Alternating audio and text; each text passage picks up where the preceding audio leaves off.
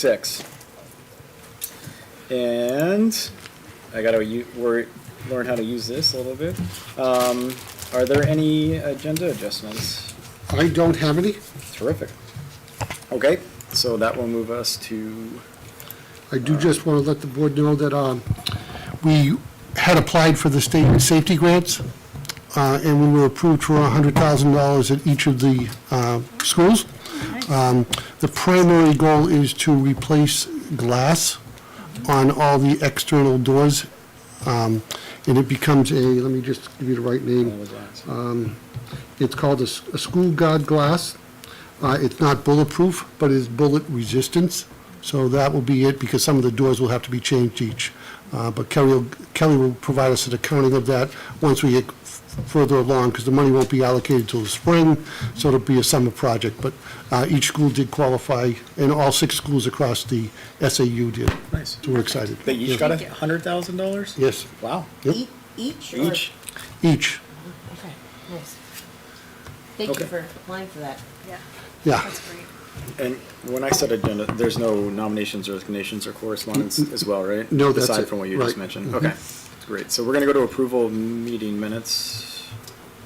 We have to go back to the previous meetings.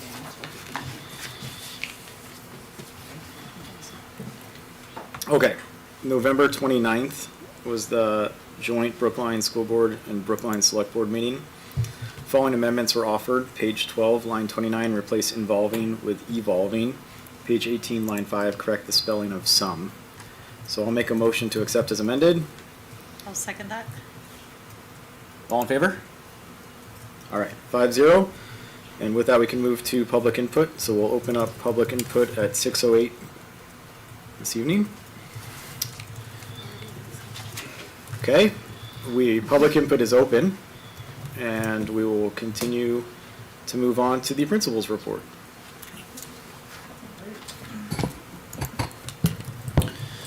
Okay, good evening. Our enrollment as of December is 587 students in Brookline.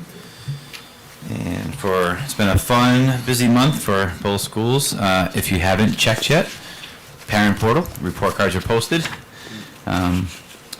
And those were posted last Friday. The PTO held a holiday fair here December 2nd, so a couple weekends ago. And I just wanted to thank the PTO and the volunteers that came to support students in helping them select, gifts for family members. And also want to thank the PTO for their generosity of helping families that don't have the financial needs with providing some scholarships as well for any child in our district to come participate as well. So that was a really nice event and well attended. CSDA is having the book fair right now. Actually just ended, it was last week. They also had their book fair night, winter concert. 5th grade had their Explorer Museum. 3rd grade had their Heritage Breakfast on Monday. It was really well done by the 3rd grade team. Students worked hard the past several weeks on their research of their heritage, and the coming event was a breakfast in our gym of a celebration of their heritage and their foods. We have Spirit Week this week in Brookline. Today was Ugly Sweater Day. Is that what your tie is then? I was just festive I'm today, just so yeah. And then everybody's excited for break, so that is our upcoming events. And as you can see, there's a picture of our students working hard on their heritage project, the hot air balloon making at CSDA. There was a Beaver Brook event with some CSDA students as well. That's it. For the record, I like your tie. I was Thank just you. joking. I have one for every day of the month. I bet you do. Okay. All right. We are now on to our discussion portion, and we'll move over to the FY25 budget. I didn't know, first of all, the Finance Committee wants to move up to the table. And I don't know if Cindy had planned to call them to order or not. Cindy, that's your call. Decision. Okay. Yeah. So, Yes. The Finance Committee is open at 6:11. Motion open. Second it. All in favor? Aye. Hey, we're in the session. there we go. We are open. Thank you. And who says small town government is not efficient? I'm going to do my best to walk you through exactly where we're at for the Finance Committee. This is our fourth round that we've been through, and in the board packet, you can see how those reductions or additions have gone during that time. Just to remind the board and the public, last month, when I presented, we were at an increase of $555,601 for 4.82%.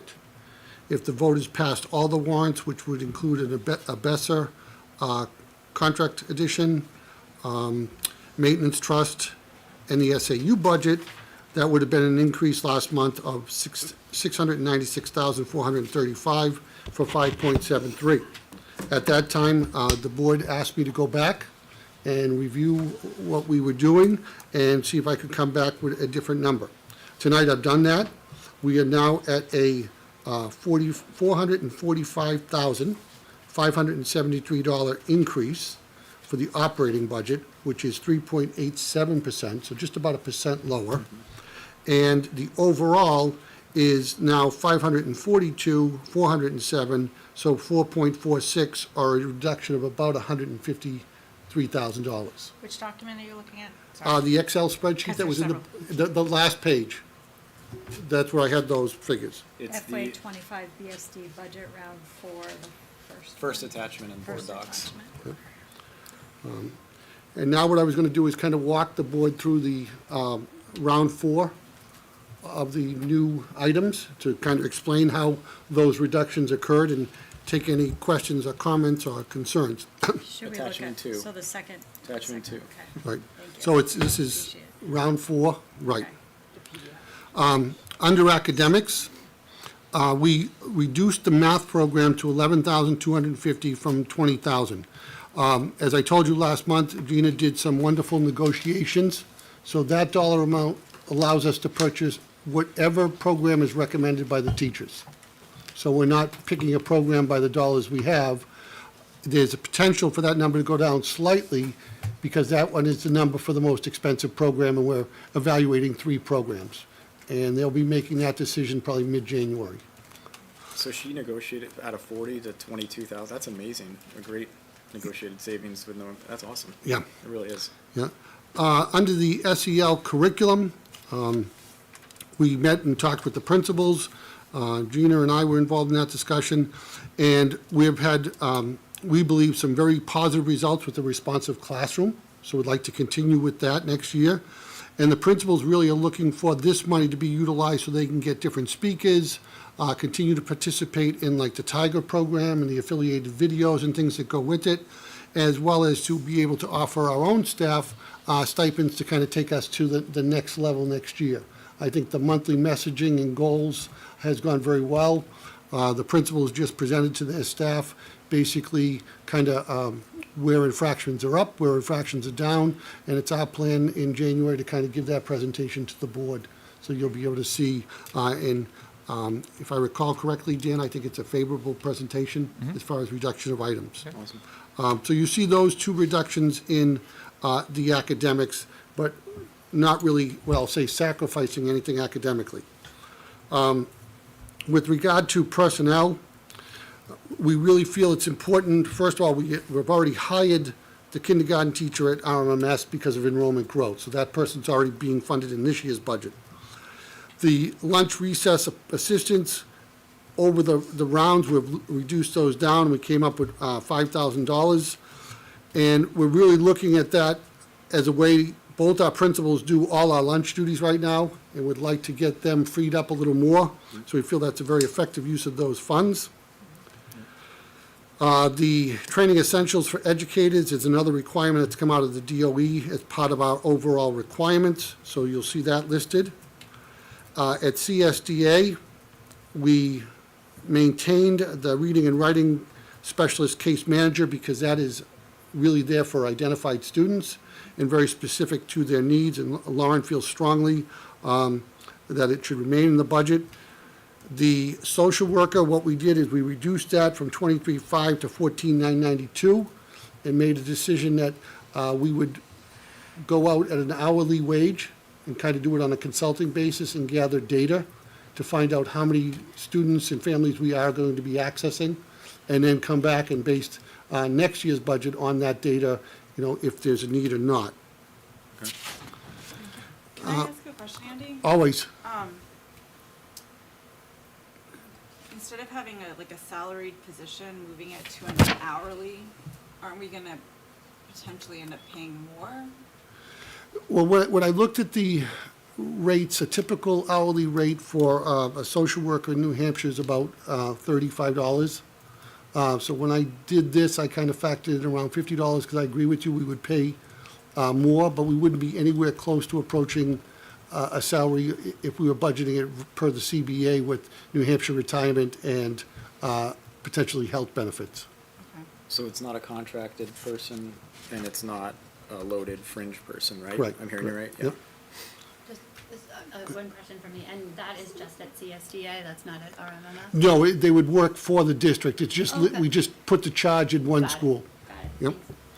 Thanks. And I can tell you just anecdotally, we added a social worker at the high school, and that has really assisted greatly with providing kind of the next level of services that a guidance counselor can't. So we're hoping that's the same will happen here. So it's split. Correct. It'll be hourly based on need, so it won't be split evenly. It'll be based on student needs, so it could be 80% at RMMS and 20% at CSDA, and the next year flip, but the dollar amounts only was put in one school. Right, so we have 25%, I'm more talking about the full SAU. Is there 25% at both elementary levels and It's the 25, balance at it's, the high school? that represents 25% just here. The high schools are separate, not included at all. Cause that's at the co-op. No, I know, Oh. but the 0.25, you said it's one person. Right, the We're point, paying 0.25 of that one person. that's the equivalent of what we'd be paying if we get the hourly rate of about $50 an hour. Yes, I'm just curious what percentage the other districts are to equal one. We're not equaling one. We're not. It's hiring a 0.25 full-time, position, it's not- right? It's a new Yeah. person, It's a right? If I'm 0.25 understanding, it's a new person. It's a one-day-a-week person. So Hollis is not going to have a social worker. The co-op social worker is separate. They'll work 10 hours a week is what that means essentially roughly right now, as opposed to a 40-hour work week. Does that make sense? That's why they're hourly. Okay, They don't is that what I get heard? I benefits. thought he said it was being split. Yeah, originally I think they did. And.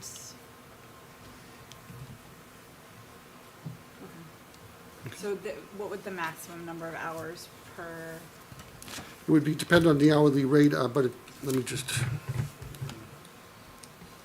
do a quick calculation for you, Kelly. I guess my anticipation is that the need is gonna be great.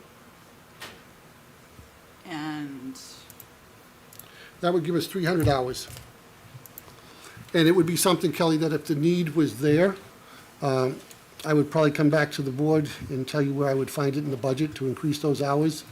But I think just starting out, I don't know what the need will be. But I'm not going to disagree with you. There are a lot of still mental health issues that we're dealing with families since COVID. and, So it's 50 days.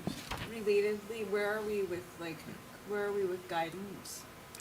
We have a full-time guidance counselor in both buildings. Okay, so we're fully staffed? Yes.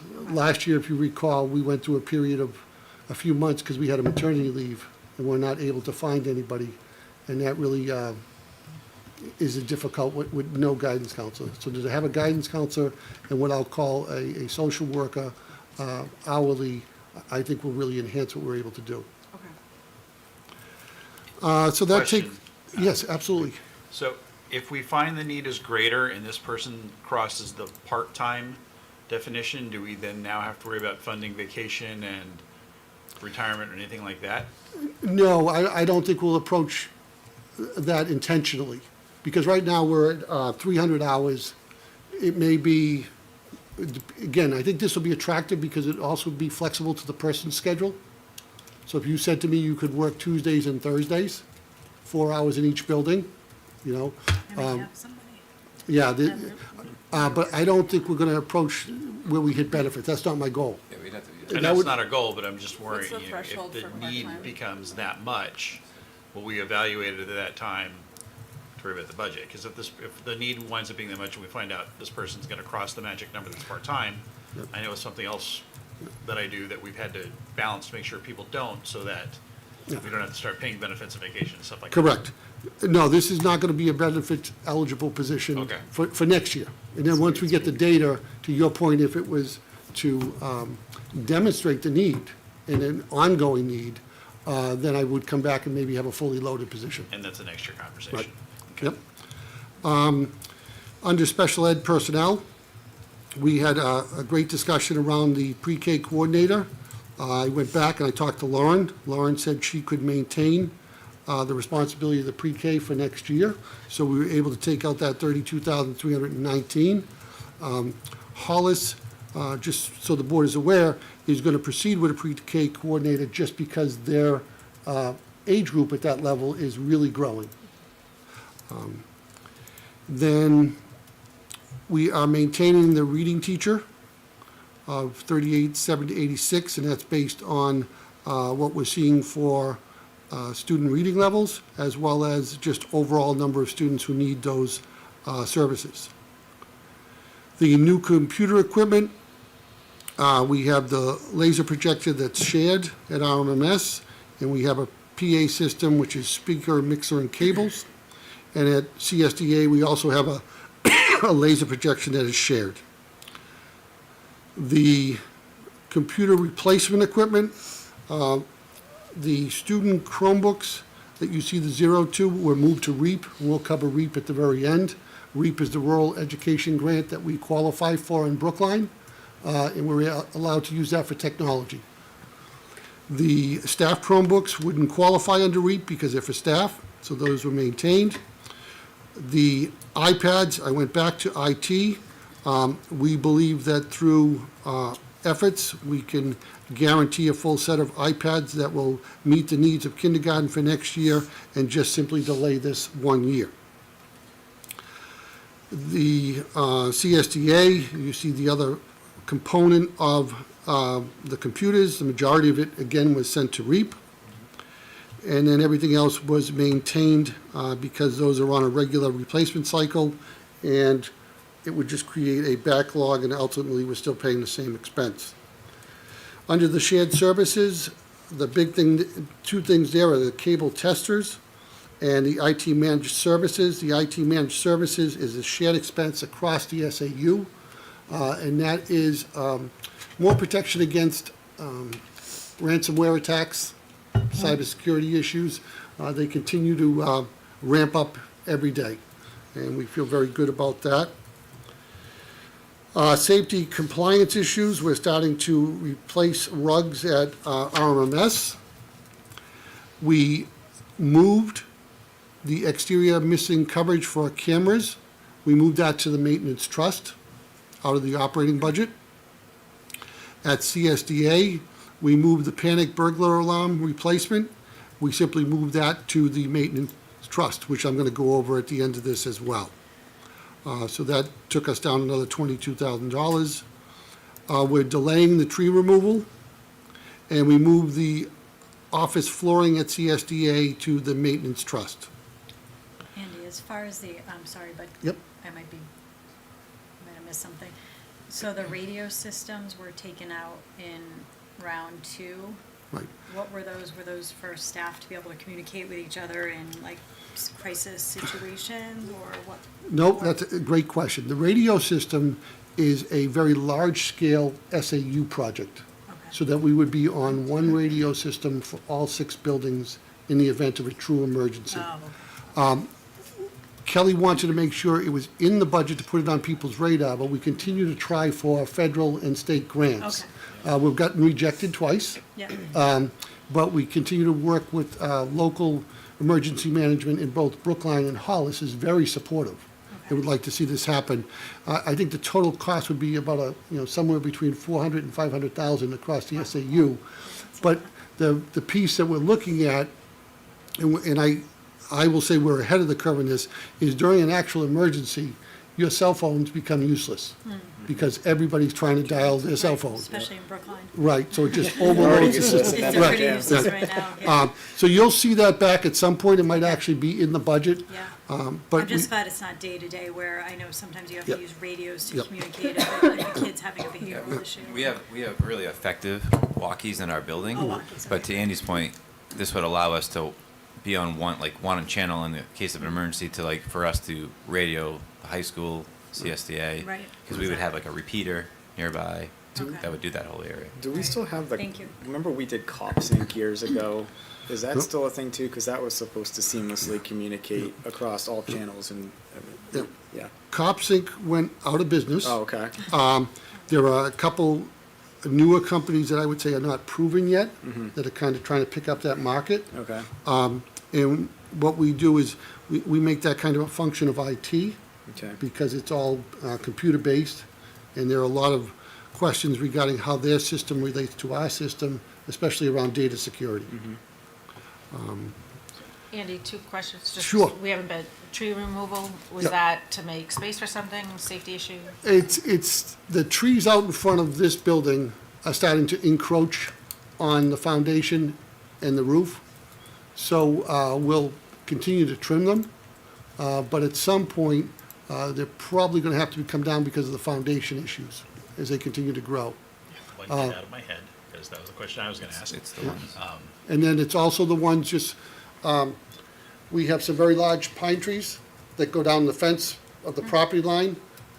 We just worry about those. But at the same time, if Dan said to me one of those trees was dead and we were concerned, I would find that in the budget somewhere, because that is a safety issue. But right now, when I say we're delaying, we're not putting it in the budget, it doesn't mean you won't see a tree come down. Okay, yeah, I'd much rather be, I think it's a general theme between this and the towns. I'd much rather pay for a proactive Yep, than reactive, because that's always more expensive and lawsuity. correct. I agree. Other question? Yep. No, And I I- just, get out of my brain. Go ahead. So my other question, so the playground, the 25,000 for the playground says safety upgrades. Having just had a child at CSTA, obviously it's a very aged playground. Right. So is it driven by safety, like an insurance audit type of thing? Or, I mean, we need a Yeah. new playground. Is that the right place? Yeah. Is that the right category to stick it in here? Well, it is because it was, our insurance company basically has said to us, there are certain things you need to do. Like, it's interesting, they have no problem with our swings, but they have a problem with the S bolts that hold the swings up to the bar. So Yeah, you said it's, have a lock on. so basically, Tricia has been working with the playground specialist, and we did some construction, was it last year, right? Yeah, Last year, at CSDA, so this will be the next round. And one of the reasons we really like to keep that in the budget is, for the community, in case they didn't know, the PTA raised $50,000 towards the playground. So R-25 is going to go a long way to safety pieces. And I'll give you another example. We're moving to different requirements under certain parts of a playground. So near your swings now, if you looked at that rug, that's now going to be a 4x8 piece of like foam, safety foam, so that when the child, even though they're told not to jump off the swing or swing off the swing, does that, there's a higher probability of safety. So our insurance company would like to see us do those type of things. I don't think the 75,000 of the 50 was raised and the 25 is going to do everything, but it's going to take us a long way. What's the total, if we wanted to do everything on that playground that is necessary, what's the total cost of that? Like, what's our target budget? We get 75 here. Yeah. What's the total? So our playground here was in 2019. It cost us 60,000, and that was an effort with the town. We did a phased approach where we raised 10,000 over 2 years, and then the PTO provided about 30,000, 40,000. Okay. The cost has increased dramatically for the playground equipment. The other thing that went in our favor is we did a playground community build, so we saved $5,000 there. But you're looking for what I believe Trish is trying to accomplish. You're looking at like 75. Yeah, 75 is probably right around there. Right, and you probably have another I'm gonna say 30 to 40,000 of less requirements, still need to be done, but like, she's addressing the greatest safety needs first, Okay, and then we'll, and I'm asking because a group of high schoolers approached me, because they want, their community project is to raise money for the Okay. playground at CSA CSDA. one, Yep. yeah. So I wanted to be able to tell them where we're at and where Yep. we're trying to get to, so that they can try to help us chip away at closing the gap. And I think the other thing too that's going, right now the PTO is $50,000 right now earmarked for it. I believe there'll be a little bit more, so that's helpful. Yeah. Right? And then, if you could ask the high schoolers maybe to reach out to Mrs. Boulay at the CSDA. Yep, I've 'Cause- already directed them there. Yeah, because I think what I would recommend to her is to target an item. Because I think it's nice when kids realize and it becomes And then I done. can see it, yeah, agreed. Yeah. Agreed, and I wasn't sure, because they were asking me how I invested it, and so I actually invited them here, I don't think they were able to come tonight. Okay. But I told them I'd ask more questions. Sure. And in the meantime, to also reach out to Principal Boy, so, Yeah. just no more springs. no more swings? Yeah, no more springs. No. Okay. So I'm glad I also met with a student from the high school, and, we sort of talked about, like, I showed her the budget and that, we had allocated 25,000. And so, she asked really great questions about, like, if they were to raise that amount of money, when would it need to be by? And I showed her, it would need to be before the deliberative session, like 8 weeks. But, I think there's obviously the safety issues, but then I think there are also, there's a desire for students, and, these are students who went to CSDA, for there to be an actual playground there.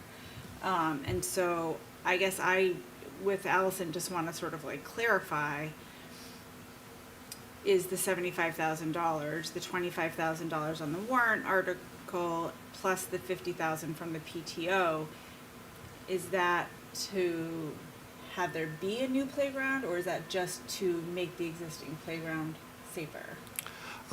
It's some of both. It's some of both. And we can cover that again in January. Okay. Tricia had a family member pass this week, so she's at a wake tonight. But we can have her elaborate, because I know when Dan and I were over for our principals meeting this week, she had just gotten off the phone with the installer. Yep. Yeah, trying to finalize what we could get for our money. Okay, and it would be, because it would be done after January 1st, we would be adhering to the new ADA compliance. Yeah. 'Cause I know there was a lot of community discussion about the new playground in Hollis, not, even though that's in a school, it's not the SAU, it's a municipal, or, Right. about it not being ADA compliant, and so I would just wanna make sure that, And last year, we did some of the walkways and different things to get to the playground, which Yeah. are expensive pieces. And this year, there'll still be more of those, like those large sheets of, I'm gonna call it foam for lack of a better word, are also gonna be servicing as a, kind of the ramp as well. So because they give a nice stable environment for a child who may have mobility issues or be in a wheelchair or something of that nature. okay. Great. So Sorry, we'll- I still have more questions, sorry.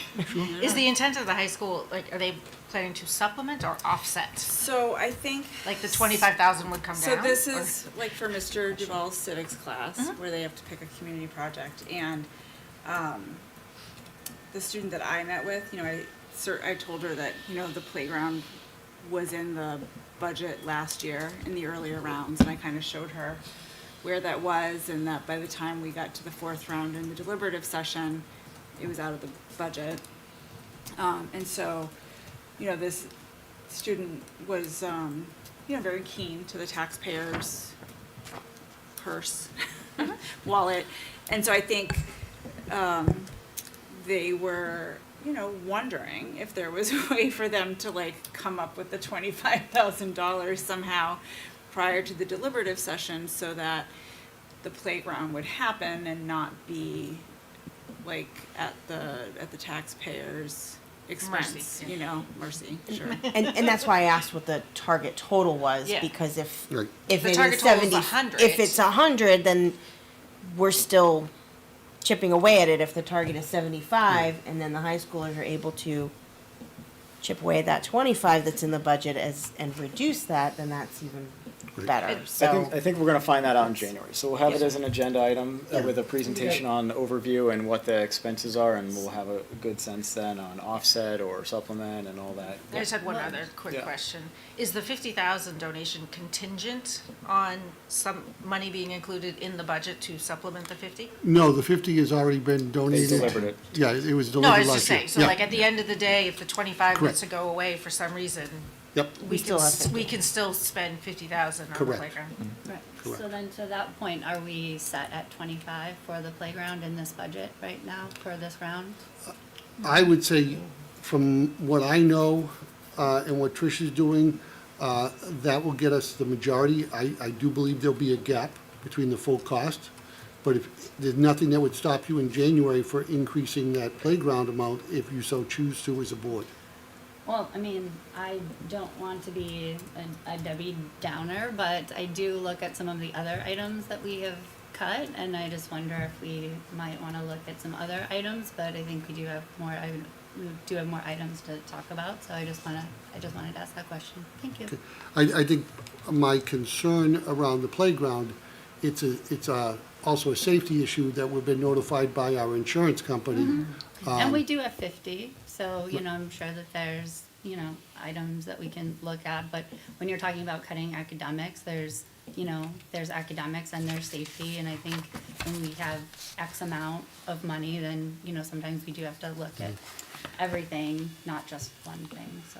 I guess to Cindy's point, though, what I would want to know is, would the PTO, you know, is their intention just to meet the safety requirements, or was their intention to raise money to fund a new playground? Well, I think you're getting a new playground as you do the safety items. So it's not, we're not just going and fixing the eye bolts. Okay.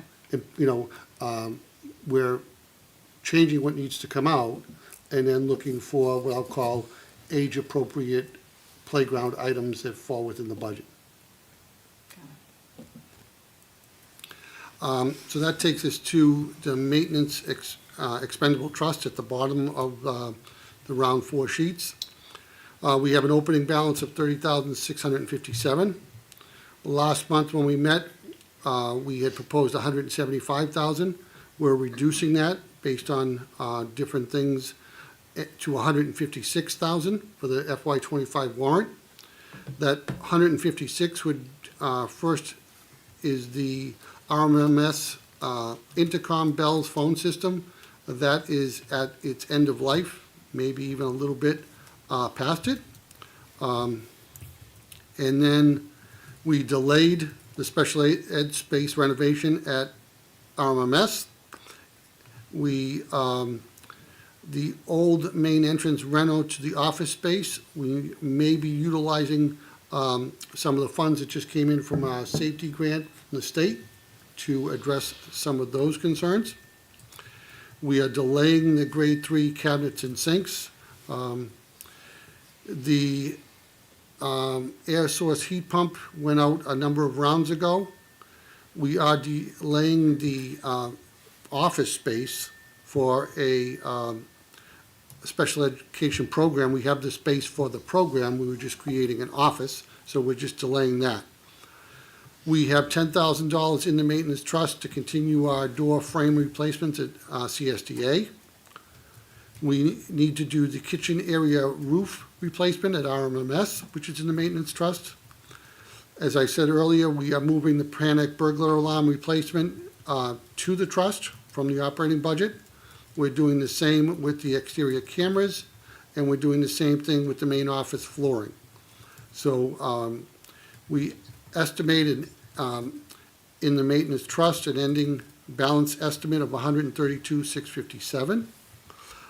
That is another alternative that the board could take action at a future date if they wanted to utilize monies for a different purpose.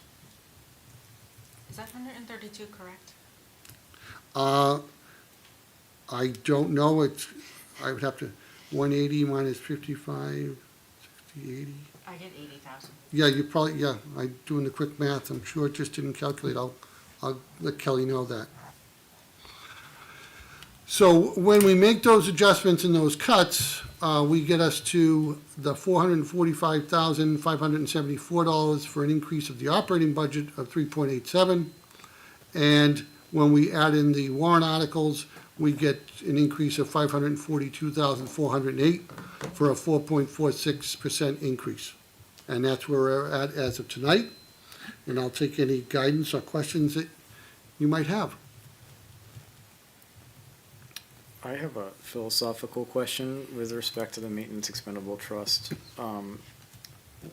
Why do we move it off of the budget line and put it down to the trust when it's a known budget cycle? What's the value of doing that as opposed to leaving it in our overall budget? Well, it does reduce the operating budget. Yep. And like when I look at I'll use the example, the grade 3 cabinets and sinks that were originally in there for $20,000. I don't necessarily see a need for sinks. They're right at the two classrooms that we added are right near the bathrooms. Grade 3 typically doesn't have sinks. So to me, the sinks are kind of more of a wish than a need. But the flooring replacement and the cameras, to me, are why I moved that. So I try to get as many items as I can without increasing the budgetary overall. Is that because it holds in the future, or because I guess to me, I always thought the trusts were the break the glass in case of emergency type thing, and we're using this very much in an operating on a yearly basis cycle now for the maintenance expendable trust.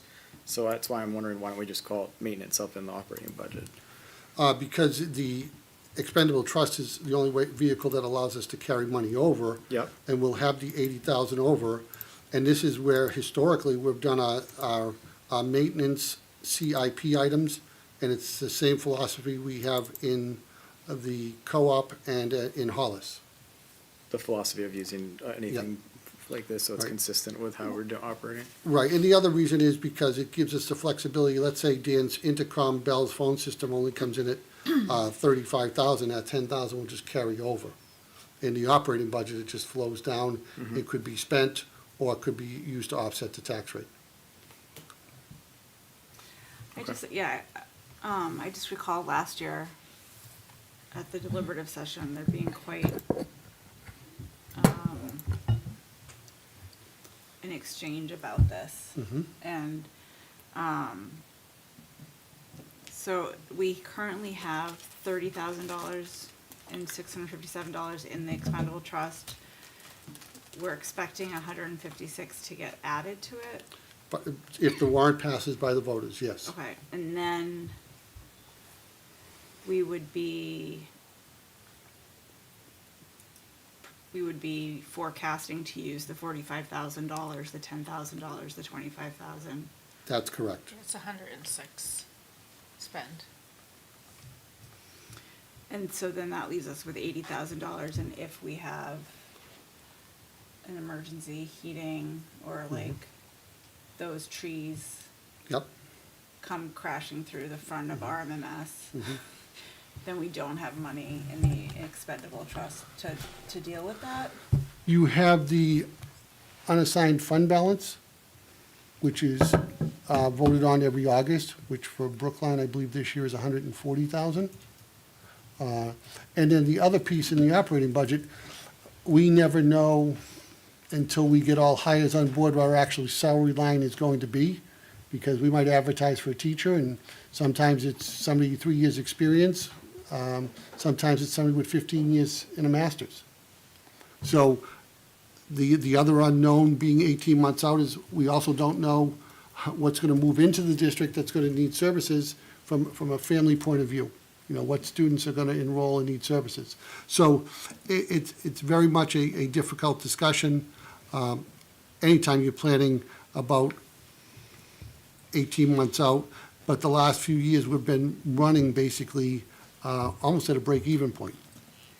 Yeah, I guess from a transparency standpoint, and I could be misremembering, because it was almost a year ago, but my recollection from the deliberative session last year is that from the taxpayers who stood up to express their opinions, that they would rather see it allocated in the, like, that they would be more comfortable voting for it and keeping it in the budget as an appropriate line item than having it included, because it felt like, and again, this was my sense, that it seemed like a bit of a shell game, and that we keep putting money in the expendable trust funds or money ends up in the unassigned fund balance because we've over budgeted for some things instead of just putting it in the budget for what it is.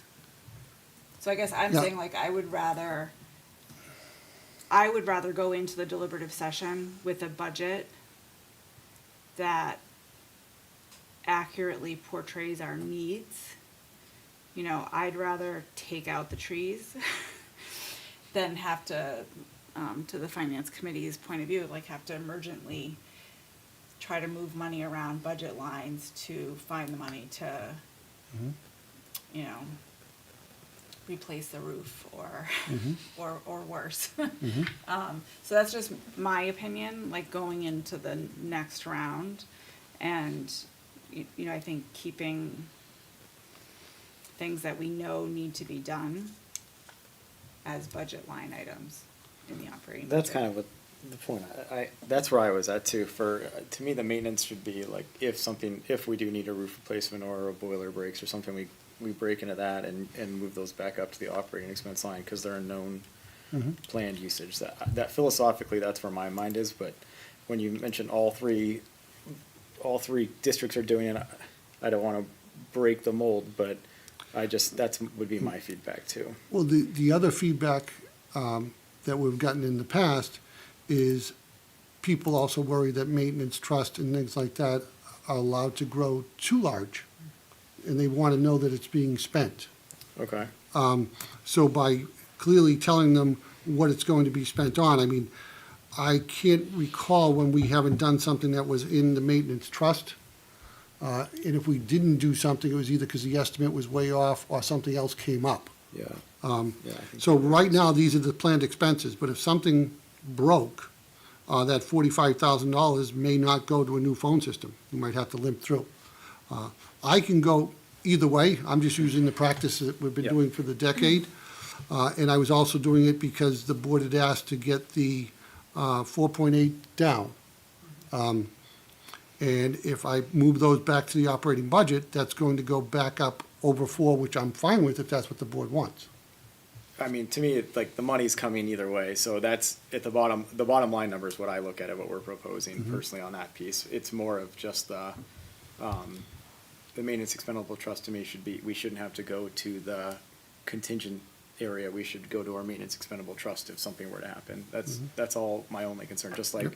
we break into the special ed trust if needed because of an unknown Right. that we have to go to. Right. But- And I think, going back historically, this is the way the maintenance expendable trust kind of was sold to the community. Okay. That the items would be there, whereas the special ed trust was sold as kind of more of a savings account for that unknown expense that we didn't budget, because maybe the child wasn't even in our district when we did the budget. Okay, and we can talk to that and Yeah. talk about a unified district being that way, and we've had the discussion here. Philosophically, I still probably would lean the Yep. other way, but I think it's worth the exploration, and I don't know if anyone else has any other opinions on that anymore. Go, love to hear what the finance committee thinks.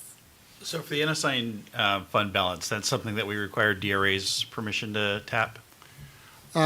We have to have the warrant article, and then each year in August, the board the business manager provides them a number, and they have to approve that number. And it's, I believe in Brookline, it's 2%, Yeah. a maximum. 2%. What? You talking about spending from it? Well, on a town level, that's the things have gone really bad fund. And that's why I'm thinking like trees and stuff like that. If a tree fell down, we could tap that. As far as the maintenance expendable trust, I'm leaning towards again, that's something for the things have gone slightly bad. The bell system died, somebody drove through the front door because their car broke or they were drinking in the middle of the day or something stupid. That won't happen now, we have bollards. That's right. I've seen, yeah. I noticed those showed up. Different conversation. But that's, planning on spending money that we haven't put into the expendable trust yet because we're hoping the warrant article passes seems forward thinking. And I'm playing very conservative. I'd like to have that money in the bank to spend before we spend it. And while I recognize that's what we've always done, that's a great starting place, it doesn't mean where we initially go from here. And I recognize that the co-op may do that and Hollis may do that, but we're the Brookline School District, not. So I know we're a big, happy family, but it's also we have our own, and I think that everybody in town is going to worry about taxes this year one way or another. So I would lean towards putting them back in the budget. Yes, it's going to look high. It's going to look ugly. We're all going to yell that during the budget hearings. I'm just ready for that like the last time I did this finance committee thing. But I'd rather have it going forward that we have it, look, yes, we know we have to spend a lot of money. We've kicked all the cans down the road for a long time. Now the cans have rusted and we have to fix them. So, If we put these back in the budget, because I'm a big proponent of. It's all in the budget though. Let's not, Okay. it's the same bottom line, so let's be on the same Okay, page there. if we move the items Back to the budget lines. back to the Yeah, back to the top budget operating budget line, line, yep. right, cause we're gonna pay for it one way or the other, does that mean that 156 for the warrant article comes down? Because, It would come down, but I would suggest you would need to set a total there. Now, the other piece, which we'll discuss in a minute, if you put those items in the operating budget, and the voters vote the default budget, you don't get any of those items. Because those are one-time expenses. Whereas if they're in the maintenance trust, that's a separate warrant article, and I think historically, the voters have always looked at the maintenance trust is, okay, they need to do these things. They need the roof over the kitchen. So the roof over the kitchen doesn't get done if it's in the budget and the voters vote for the default budget. And then we would have to find, if the roof had an issue, we would have to find the money for the roof out of the default budget. And we're gonna go through the default budget, and the default budget's only a 2.5% increase compared to 4.5. the proposed. so the expendable trust is kind of, sorry, but is we really need the mission critical things? It has always been that Okay. way, like from when I got here all the way through time, and Kelly's in her 17th year, and that's how it's always been done. That's, the voters have come to understand those are items that need to be done. Like we did all the roofs at the co-op through the maintenance trust. We had 10 phases, but we got through over $2 million worth of roofing in the decade. So it's just been I think for a long time people in the town, the way it's been done, it can be changed though. So I mean, I'm open to either. I'm just more worried because there may be a greater chance that the default budget passes this year than the proposed operating budget. And that would mean that many of the positions that we're looking at that are in this budget would not be funded either. I think if you look where we are at round 4 compared to round 1, it's more, I think voters would probably feel better about what's left as expenses for the maintenance expendable trust as opposed to space renos and cabinets, which are really additions. What we're left with really are roof replacement, burglar alarms at end of life, exterior cameras that aren't fully doing their job, as opposed to, changing the layout of a room. So it's really more emergent. As I kind of agree with what you're saying, Andy, that I'm concerned that we're gonna then have to take, if any of these are absolutely 100% necessary, so much money out of the regular budget that we're already squeezing as is, if we start changing. I don't think this is the year to change things, quite frankly. Well, and then, so the other question is too, like I said, it's 106,000 right now in the maintenance trust. So assuming all of those go back in the budget, I believe at that point we exceed the tax cap. Yep. Because we have, if I read the spreadsheet right, we have about 40,000 right now in. Correct. I don't understand how that's possible, because it's 106, it's a debit and credit. So it's still the same bottom line number. It shouldn't. I don't think the maintenance trust, does the All the maintenance trust trusts are get part of added? the tax cap. No, okay, that's fine, I was just checking. Yeah, and I'm learning all this, so, I mean, I think, That said, if that's the way we're going to explain that at district, because I'm expecting to get yelled at a lot, and you can make that same argument the way you did, I'd say leave it as is. Yeah, we just have to explain, because it came up last time, so we explained it that it's a mission critical maintenance items, that's great. I'm totally on board with that too, we just have to have a crisp answer. Last year, we all said, looked at each other and philosophically had thoughts, but it wasn't a unified why message. I don't think, our warrant articles, I thought warrant articles were not in the tax cap, just the operating budget. The operating budget's in the tax cap. That's it? The operating budget, not Not the the expendable. 156,000. Right, the operating budget is the part of the tax cap, and Kelly will go through more of the tax cap calculation. She just wanted to get that out as we head to the public hearing in those places where we spend more time on the default budget and the tax cap. Right, so Ken's mentioned, the Right. 106,000 that would be spent out of the warrant article for 156,000, is that 106 part of the tax cap calculation, or not? If it moves into the operating budget, it definitely is. It is. If it's a separate warrant article, it's like a teacher's contract. It's a separate warrant article that the voters get to decide if they want to approve it. Because if you look at last year, if the teacher's contract had been part of the tax cap, you wouldn't have been able to reach the tax cap.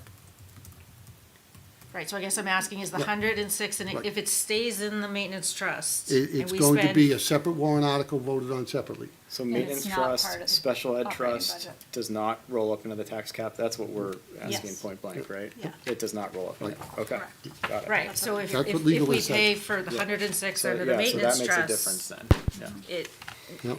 but if we move it into the operating budget yes. today, like before, Right. separate from the warrant, it I mean, I it think our- impacts the tax cap, so I then we're think our 16. tax cap's 8%, I think we would still be under, but I agree with what you're getting at. No, well, right now, there's only 40,000 left of room with the tax cap.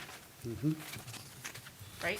Yes. Andy, am I reading And that that's right? what Kelly provided, she'll go through So that. we'd be 60,000 over the Right. tax cap, so we would Right. have to, Where is that at? What page is that? Right here, calculation. Tax cap, Oh. yep.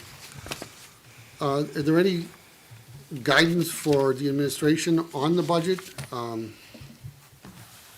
think everybody did a really nice job of, I mean, none of us want to cut anything, Right. but we realize the place that people are in and the concerns that voters have, so I think the items that were picked, as much as some of them I would prefer to have in, are ones that, yes, can wait. So I appreciate the work everybody did.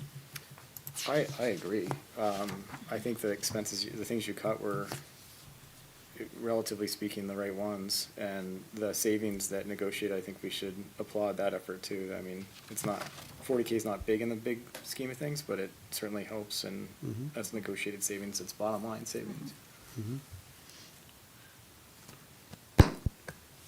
Any other comments or I think the other, guidance from any of the other board?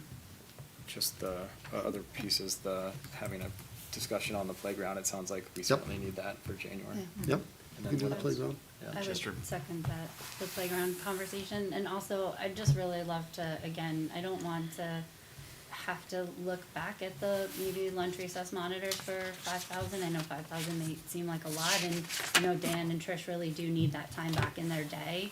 But again, you know, I do hear Kelly's point, and I think I would really second that point of, you know, seeing the social worker piece having been cut a little bit, you know, maybe that $5,000 could really, you know, maybe go towards that, and having that money go towards that, you know, moving that money down towards that, but, you know, I see the value of both of those things.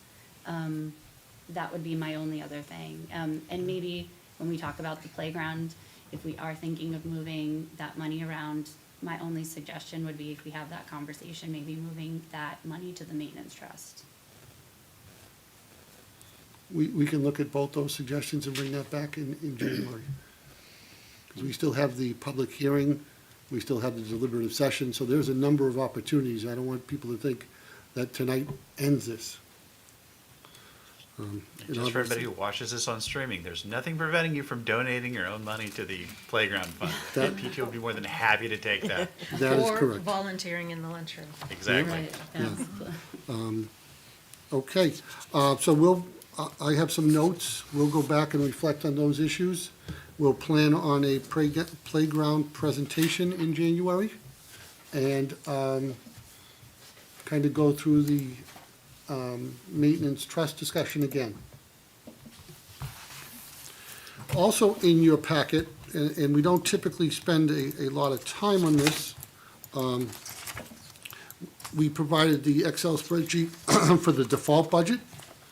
The definition of the default budget is basically, if it's not a contractual obligation, or a requirement for the educational programming, primarily meaning special ed services, that it is not calculated into the default budget. So Kelly put forth the default budget, and I'll kind of go through the one piece of paper that she uses to summarize it, but the default budget would be an increase of $288,079, or a 2.50% increase. Okay? The way the default budget is calculated, I'm working off the one sheet. It says the FY25 default budget reasons is the top of it. You work by the account code and the range. So 1100 to 1199, that's your personnel contracts and your teacher lane changes that are both in the collective bargaining agreement. So you see that total of $201,915.02. Now, that $201,915.02 is calculated in this budget, but remember, it was approved by the voters last year when they approved the teacher's contract. So if you subtracted that from what we're talking for an increase, it's not a monumental operating increase, and it's one that the voters have already approved, but it's just coming again, because it's year two. From 1,200 to 1,299, this is where we have some reduction in personnel contracts. We have required items that are 38,786. Contracted services would go down, and out-of-district tuition services would go down.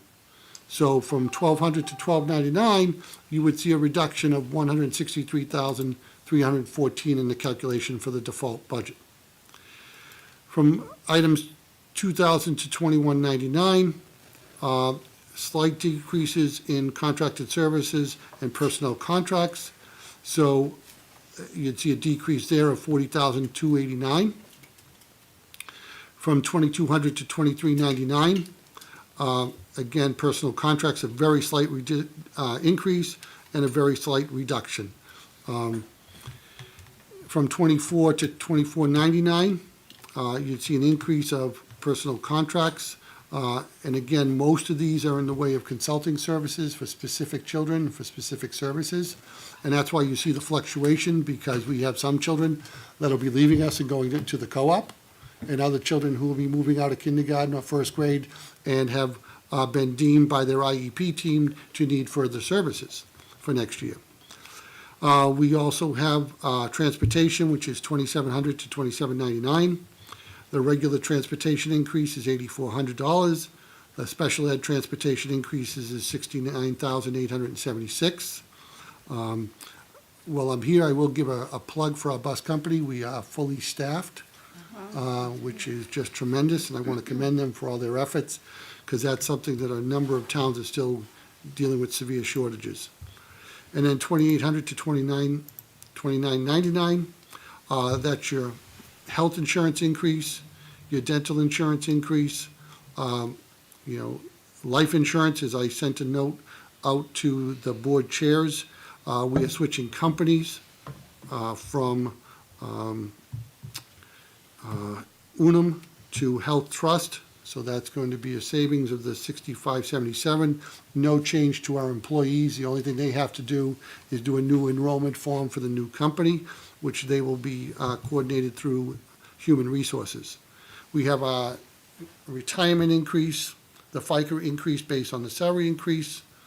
The unemployment workers' compensation, that was packaged with the life insurance by changing companies, so there's a slight decrease there, and a small retirement benefit change. So when you do the pluses and the minuses, you see 181,620. You have some one-time expenses down the bottom, and that's how you get to the default calculation. And when I say the range, from say 1,100 to 1,199, that comes off the default spreadsheet that's right before the item in the packet for that calculation. So it's a solid default budget. We would go into next year with the exact same services we have this year. The concern would be just around the slight change in population and not knowing at this point what our new kindergarten population will be in size or in need of services. Kelly, again, we don't spend a lot of time on the default budget, but it is displayed for the public hearing, and it is displayed at the deliberative session, and we will answer any questions that came up. She did provide the tax cap calculation. I want to thank her because it's probably the earliest we've been able to put this together. So that is out there, and we will be giving further clarification once we finalize the budget, because any changes we make to the budget could impact the tax cap. So are we gonna go through that on January a little more? I'm trying to make sense of this, and Sure. I'm struggling with it mightily. Yep, we'll go absolutely through it. Okay. Yep. Thanks. I'm just worried that if I move some things around again, it'll change that calculation for Sure. Kelly. Yeah. And I'd rather do it once with what I'll call close to the final budget. And that ends the budget discussion. And what I heard, and correct me if I'm wrong, I think there's a level of, I'll say, even though it's still a bigger number, contentment with the 3.87 and to move forward with that number, but examining playground and a couple of other items that were addressed that I have notes on. Yeah, I'm good with that. Anyone else have any? Yeah, I think in January, if we're talking about the playground, I might have more to say about that. I have more to say about the cafeteria. I think the cafeteria positions are important. Yep. And administrator time being used for stuff like that is so negatively impactful in some ways, although the kids love to see the administrator, so. Right. But it sounds like we're gonna discuss that further in January. Right. So. Yeah, I'd I like just to. think it's 'cause- short money to start messing around with. Yeah, I'd like to. If we're paying administrators to be administrators, I want them to be administrators. Yeah. Then I also would like to really talk about the SEL and what we cut from that. Okay. Because I really do think that we are paying money for an SEL teacher, right, or the SEL,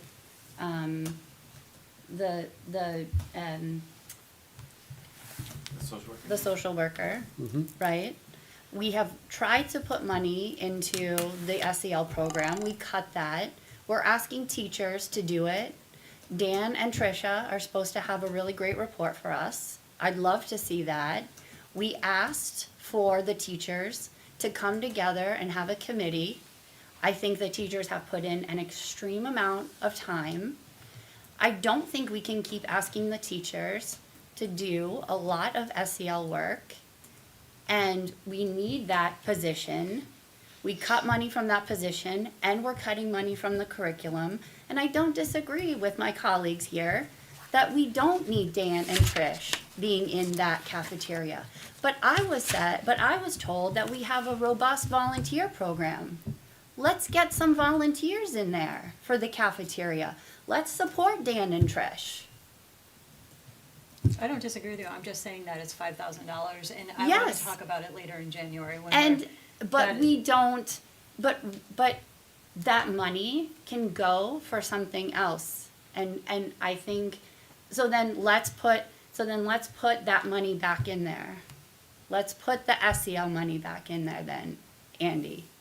I have no problem. If the board wants to put money in, I'm all What are for we that. putting it Where, in for? where do we, Well- where do we cut curriculum? Yeah. We cut the SEL By and we 4,000, cut the, and we Because they were cut able to the, find the program that. well, did that. if we have to stay within that, if we have to stay with where we are, and we cut the SEL down, and we cut the social worker down, if we have to take one from the other, I think- then, Maybe we could talk about next month, the role of teachers in SEL versus a social worker. A social worker is like a tier 2, tier 3, that wouldn't be delivering SEL curriculum to a whole. So I think there's just language confusion, and maybe I'm No. wrong, I I mean, only have my I can talk a little bit experience. more about the SEL part if you Yeah. want. So, In terms of the whole, budget, in terms of all of the money, there's a whole pot of money.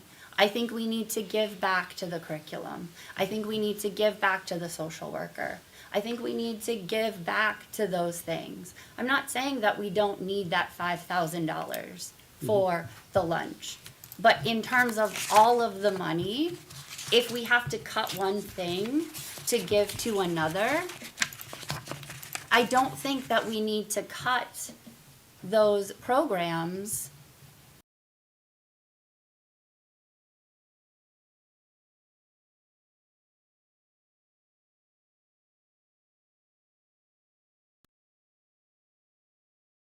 Then I'm sorry, then I think that does need to be cut when we could fill that in with something else that's free. I think we just need more detail, because now I'm getting confused about what we're talking about. Well, I can try to It's clarify a not, little bit. it's not difficult. We not we saying have it's difficult. reduced, I really don't want to be the one who is always undercut and made to feel like that I'm the one who is not understood. I don't think that's really fair. So it's I was not, asking for more information so I can understand, so. I don't think, know where that's coming from. Tracy, first of all, I totally understand you. I think the question for me is the board has to decide where they want to be with the overall budget. And if you remember when we sat here in July, we talked about a lot of different things that we wanted to see move forward. We started into the budget process, and then every year tax bills come out, and those impact. I mean, one of the things that I think a lot of people forget is last year, on everybody's tax bill in the state of New Hampshire, the state put in $100 million and offset all our tax bills by 36 cents per thousand. They didn't do that this year. So all of us, whether you live here, where I live, or anywhere else in the state, saw a 36-cent increase on your tax bills per thousand from the state of New Hampshire, because they used the rainy day fund last year and they didn't do it this year.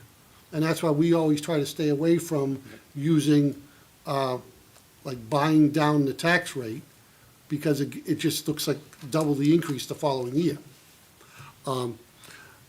In terms of what I can do, is I can look at some other pieces in the budget.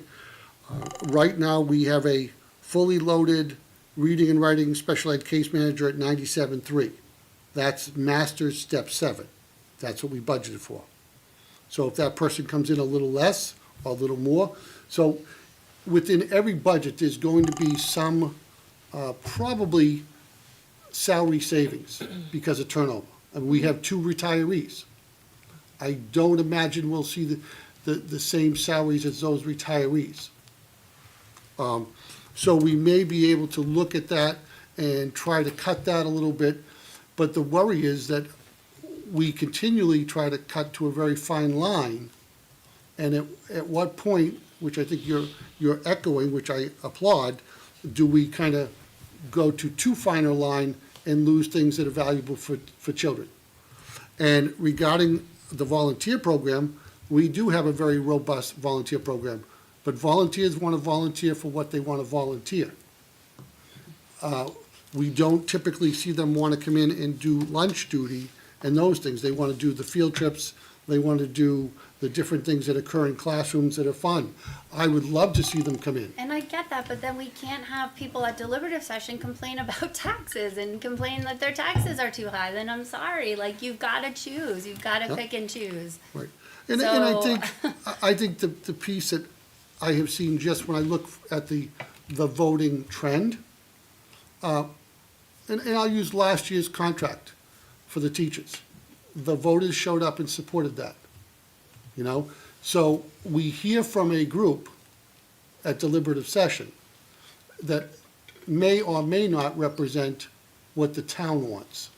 But at the same time, I think all of us, I know I personally got sticker shock when I opened up my Londonderry tax bill. You know, it's just, as you may have seen, the state lost a lawsuit that was filed on behalf of schools, and the judge set a rate of almost $3,000 more per student to hit adequacy from the state. So we as local property taxpayers are picking up more than our share of costs. Now, this is the third lawsuit since I've been in administration in New Hampshire, and other than the $200 we got last year, nothing has changed. So, you know, we continue to, you know, all the rules and regulations that are passed by the state and the legislature, those all come with real costs, but not real funding, you know? Like, we have $4,000 in this budget for training for Mandatory training. mandatory training. That is in response to another new law. There's no way around that, it's the law, so we have to budget $4,000, but to Tracy's point, that $4,000 is almost a lunchroom monitors. You know? And I really appreciate the feedback because it allows me to go back and do what I need to do. So I've heard loud and clear that we'd like the superintendent to work with the numbers and see if we can make as much of it as happen as possible. We'd like more information on the playground so we have a clear understanding there. We'd like to know from the administration what the change in SEL gets us or doesn't get us, and what the change in the social worker doesn't get us. We will have the public hearing, so I will try to make some of those adjustments for the public hearing. The board will hear from the public that night, and then typically after the public hearing, we try to finalize our votes and move forward. So I'll try to pull that together and go over that at the public hearing and address the changes at that meeting. Does getting more information address your concerns of what you brought up? Yeah, if we can still talk about it, yeah, that'd be great. Well, the other thing, just so any board member knows, Tracy or Kelly or Ken, any one of you can make a motion to add X to the budget with the purpose you want. And if it gets 3 votes out of these 5 members, that goes in. So after you hear from the public, and, you know, you may get people to show up, because we have in the past, that have wanted to increase the budget. And we've also had people show up that wanted to decrease the budget. And that's what the public input is about, so that you can make the best informed decision as you can. But I will tell you right now, I think it's a solid budget. Other than the SEL, we don't lose anything academically.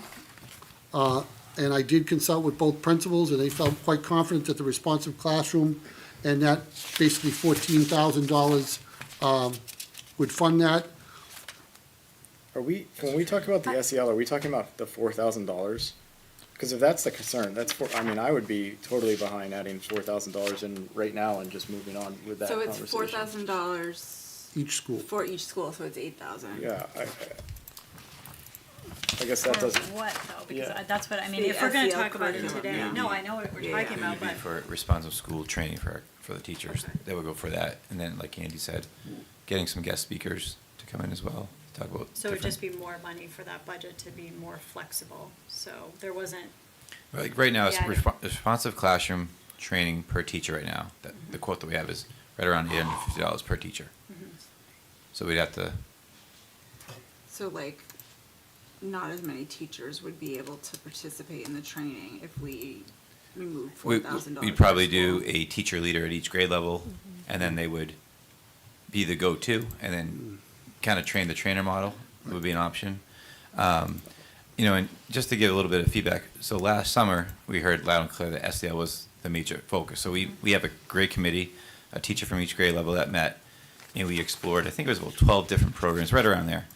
And the programs range from $200 to $70,000, all with very similar philosophies and the goal, right? I mean, whether you have a $70,000 program or $200 program, at the end of the day, it's all about consistent language, working together, communication, and having those resources. So we're still in the phase of researching programs. Right now, we're using Turbo Tiger. We're finding some good results, but we're having discussions as a school at both RMS and CSDA of whether this is going to work for next year. But we still need to find a program that everybody that fits K through 6, and that's why we're looking at getting responsive classroom trained, because that's a very reputable program. Our teachers have been asking for it for years. So I mean that's where we're at with that. So, yeah. And I prefer the train the trainer model. I like the train the trainer. I just find that if I send 5 people off to a training, and they don't become owners of the leadership, it tends to break down. And over time, that train the trainer model is there, so when we have staff turnover via retirement or people moving to other districts, I still have people on staff. Now, that may mean that I have to budget, 2 or 3 people every year to keep the training going. Yep.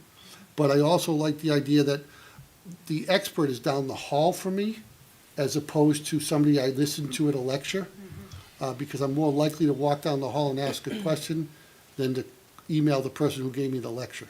And if I go, sorry, go ahead. If Yeah. we do the train the trainer model, are we providing any kind of compensation for our trainers that we are then having them train? I want to make sure that if that's a model that we're following, that we are. We Carving out typically, Yeah, when we do and- train the trainer, I believe in the CBA, there's a Stipend, There acquired is a rate. stipend. But that's already budgeted under the professional development line in the Excel spreadsheet. That was my And, next and if we question. and if we don't have a stipend, Mm-hmm. the trainer also could get hours for certification. So sometimes that's A trade-off. a trade-off. Yeah, understood. The other thing I want to mention too is this was a very powerful scenario that we did a few years ago when we were going through the full day kindergarten warrant article. When we created that committee, we had a school board member part of that committee. I just want to invite someone from the board too. We've got a teacher at every grade level, K through 6. I think it would be helpful to have a board member to be part of our committee as we look at this, because it's such a hot topic. I think if someone is interested in being part of that, that would be helpful, because it gives us some guidance too of where we're going, so.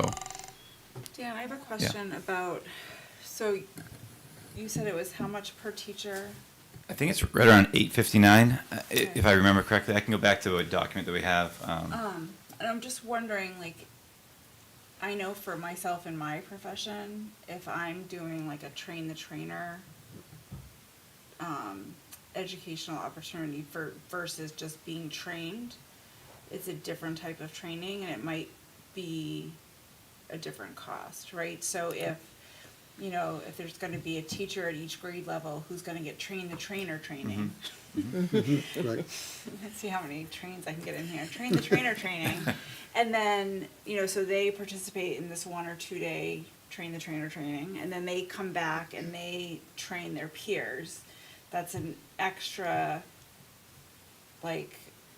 curriculum enrichment day, right? So it's like you've got the trainers who are going off to be trained, and then they're coming back and training their peers. So that's like an additional however many days. But does the training that they're getting cost more because they're going to be certified trainers than if we just had every teacher in the district get trained?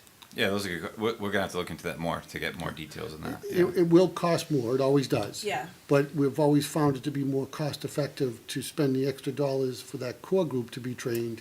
And then what we typically do, historically, our November Professional Development Day, if you sponsor a session, you're compensated for professional development as the person giving the lecture. Right, yeah. I guess I'm interested in learning more, and I thank Tracy for bringing this up. I think sometimes the train the trainer model works very well. I think it probably works very well for things like smart boards and technology, or a math curriculum. I worry that with social emotional learning, because it is more of, perhaps a soft skill. That if people don't hear it directly from the professional trainer, that there may be,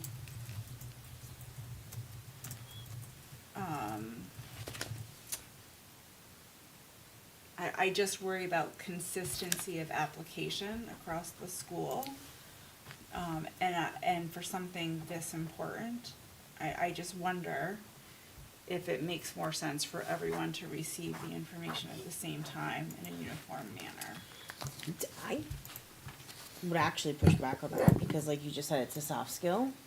There is going to be inconsistencies, period. Yeah. We're dealing with humans. Teachers are not Robots. perfect. They're not robots, right? I think for those that maybe lack the soft skills, from having been in that environment, I've seen people actually learn better from their coworkers that they trust versus a trainer who's just telling me what to do. Now, Dan and Andy, you can weigh in kind of on your thoughts with your staff. You know them best. But that has been, I fully understand what you're saying about the concern with that of needing to hear it. But if they're trained properly to be trainers, sometimes that soft skill, it's they can be better coached by their peers because they're also down the hall too, right? So Right, like, right. there's more trust. Like, Yeah. I'm gonna believe you a little bit more about saying to do it this way when I'm uncomfortable with it. Yeah. Because I'm not good at this as a Right. skill versus that professional that I don't know who's saying just do it this way. I'm not necessarily gonna trust them, and I might not be willing to then try to grow my soft skills because it is a skill, and not everybody is going to be comfortable executing. Yeah. They're just not, and so I would actually push back on that concern just from a completely fair. different point of view. I've seen it, the train-the-trainer model work really Yeah. well Yeah. in schools. Yeah. Again, you go one day, you learn it, and then you don't have anybody. I mean, I guess the perfect thing would be if you have like a combination of the two, where you Yep. had a coach. Yep. I was just gonna say that, I I just think, had- I think I we can do have- that. I have that, I think yeah. we can do that. I think there's a way we can Curriculum. negotiate I that totally where agree. we have a conversation responsive classroom, right? Yeah. For a one-day overview, right, or what have you. Yeah.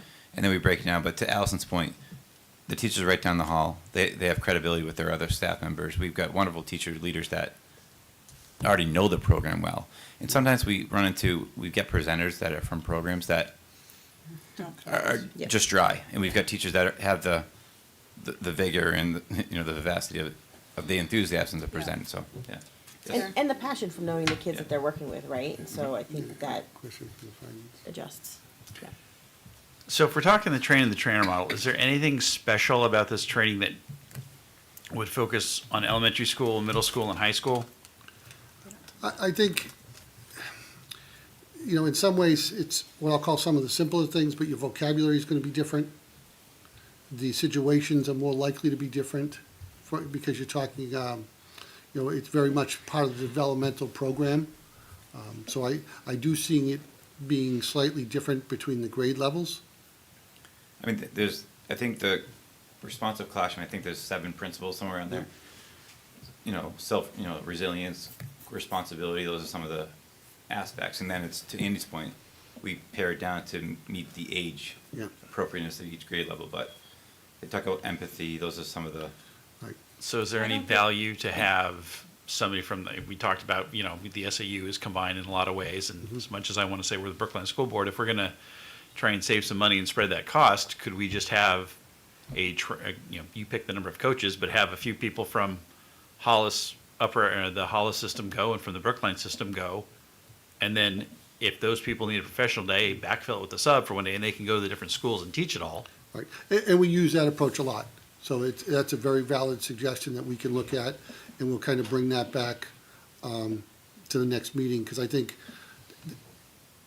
I heard from Kelly, which I think I agree with probably the most, is some combination, because I do think some people learn best from that lecture. Other people want the person down the hall, and obviously we'd incorporate a couple administrators to be more of the lead people, because those are the people that go to professional learning communities on a regular basis and kind of can redirect, or if something comes up in the grade level, be the one to say, okay, this is what we need to look at and this is how we should be addressing it because they're kindergarten. And that answer might be different when that same administrator sits with the third grade team. Yeah, so I think that's a great suggestion. I've taken a bunch of notes to try to put towards January to try to get the model, because to go back to Tracy's original point, if all of a sudden we're only going up $5,000 to get a very diversified delivery model, that's worth the cost. Yeah, I'd rather save money. If a dollar saved is a dollar saved. Yeah, right. Okay, we all set up? I'm gonna close public hearing, or public input, did it a little bit late now, but 7:31, that's closed. Thank you, everyone, for Yeah. Okay, so we have the CIP discussion as well. You're gonna stay for the CIP as well? To the finance committee? Yeah, all right, buckle up. In terms of this, the CIP discussion, I'm meeting Friday with Michelle from the town. And I wanted to start with, I have hard copies for any board member who would like them. And what they are is, in July of '22, we had filed for building aid. They brought building aid back, and there were 17 applications that were filed. We submitted one for RMMS, CSDA, the middle school, and the high school. They are extensive plans that incorporate basically everything under the sun. And the work we did in this library and on this first floor and the 2 classrooms upstairs were a small piece of that overall report. So these reports are really like roadmaps for almost probably the next 5 to 10 years. What we'll do is we'll work with Michelle, because for the first time since I've been here, to me, we're changing a little bit because our CIP plan was always about traditional maintenance, and we did not go to the planning board or things of that nature for larger warrant articles. We put them together as a school district and put them on our warrant. I totally understand the benefit of impact fees, and I appreciate the town wanting to maximize those. So on my meeting Friday with Michelle, I'm going to bring her these plans because they also need the middle school and the high school, because there's a Brookline component to that as well. In the plan, we talk about basically all the needs at both our schools. You know, whether it's classroom expansion, new boilers, you name it, it's in there. And we had come up with for, in July of '22, the RMMS was $12,001,000 for theirs. Oh, Take one down to Stacy too? Yeah. Thank you. Does anybody else want them? I'll take one. I have a set. Are we looking at them right now while we're talking about them, Andy? I wasn't. I wasn't gonna plan to Yeah. have you look at them, because there's 2 for each. Oh. Yeah, One for it's each. each school. Here you go, Kelly. These are, I took both of these, I was one. It's those- Thanks. Light reading. 2 for each. Like Right. one One, is for one, RMS and one for packet is RMMS, CSDA. the other is CSDA. Well, now I've done next to that. So one of those needs to go to Colleen. Yeah, I 'cause have one. she- I have Richard, CSDA, but Richard. not RMMS. So I do have CSDA. my extra. In case you need something for vacation Now I've week. got 2 arms. Yeah, I'll take one. Definitely bringing this Now to I need, Mexico. now I need a set. What, you need a set, I have a Yeah, I set for you. gave all of them I away. have a set. Okay, there Hey, you go. Okay. Much appreciated. I mean, do you want a song? Look at that. And again, I'm not looking for you to necessarily digest this in the foreseeable future, but this is our roadmap. It was done by architects and experts across the field. It was one of the items that Lance kind of spearheaded when he first came on. So we have 4 extensive plans for the 4 buildings that were kind of, I'll say, somewhat behind in maintenance. Hollis Primary and Hollis Upper have undergone 4 bond proposals over my 10 years and have done the majority of their work. But what this does is it basically, again, for July of '22, again, the $12 million for RMS and the $8 million for CSDA. These packets already exist online for anybody at home. If you went to the September 28th of '22 school board meeting. They are there. After tonight's meeting, we will have our communication specialist bring those links to tonight's meeting as well. Okay? So they'll be out there. The piece that is, I won't say new, but that the town needs is what is maintenance and what is growth? Because the impact fee is on the growth. So there are components of what we did in this basement and what we did with those third grade classrooms that would qualify, and there are components that would not. And that's what Michelle and I are going to spend some time with Friday. I'll get a further clarification for her exactly what forms they need, because to me, we have our architectural reports, everything is in here, we have the maps of the property, all of those pieces, and it's more of how does the town need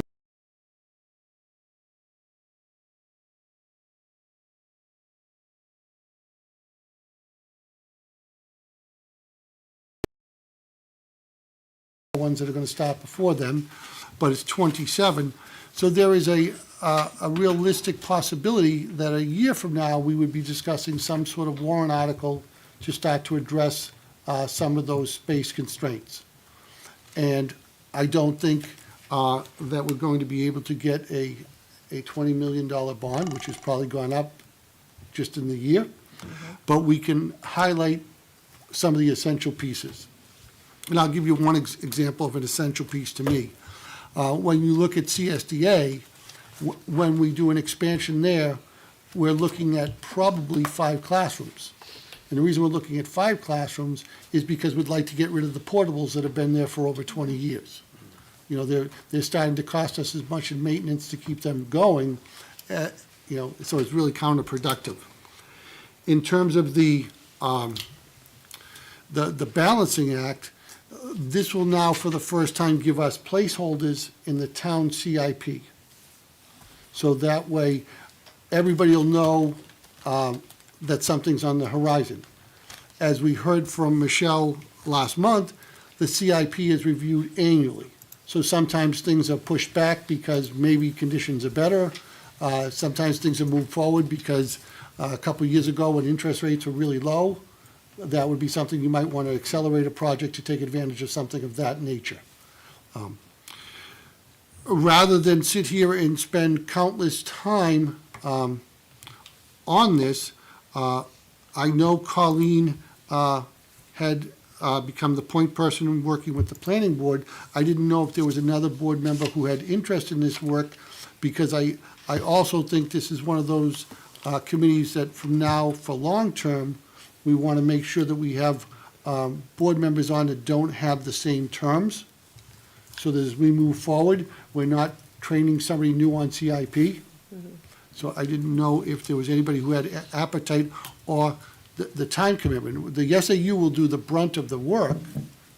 It's more sounding boards, Yeah, I think you know, the those planning- type of things. Yeah, the planning board, when I went, asked for 8 different things that included projections, which we may have to just push back and say, do you really need that right now, or would we start with this projections of a full build-out, as they called it, of the town? So, you know, depending on how much of that we actually are moving forward with, it would be good to have somebody as a backup or as a co-liaison to the planning board. Right. And please understand, you are your own entity as a school board. So, from a legal point of view, and we have never, since I have been here, not gone to a planning board. But the planning board does not control the school I board get it, yeah. from a building point of view. We have to comply with all codes and all of those issues. But typically, schools use their own architects, their own construction foremen, and that. So, like when we did the turf field at the high school, I went to the planning board, I'm gonna use the word because it's what legal told me to say, as a courtesy. Okay? But you are the elected entity for the school board, but the piece of why we want to kind of mesh this relationship to be very positive is to maximize impact fees, Yep. you know, And that- especially where we see growth. Yeah, just to be clear, that was the impression that I got from them. They weren't trying to control Right. anything that we Right. are doing, but rather trying to think, well, not only do you have, and I think some of the numbers from, was it EEI, the name of the company Yeah. that came?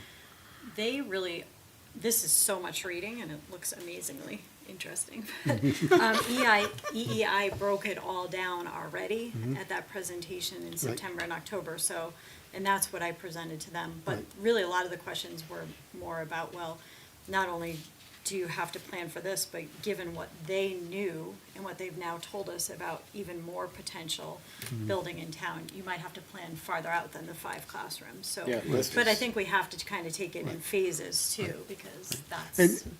And one of the cautions is we don't want to overbuild.